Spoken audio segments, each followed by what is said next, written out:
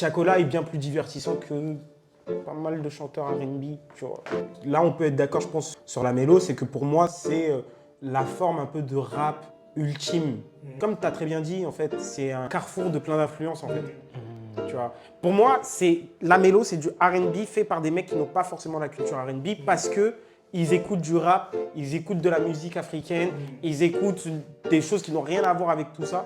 Et là où le rap restait quand même un style où tu pouvais incorporer, tu pouvais sampler de la musique classique, du rock, de la soul, de la house, mais le rap reste le rap, tu vois. C'est des phrases, c'est souvent structuré en 16 mesures.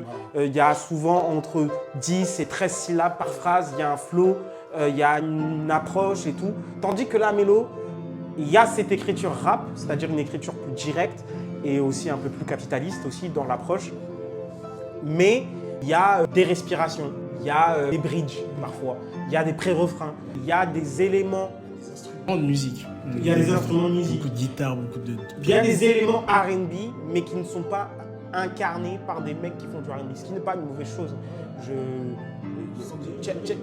Tiakola est bien plus divertissant que pas mal de chanteurs R&B. Tu vois. On a des exemples? Non. Ah, non.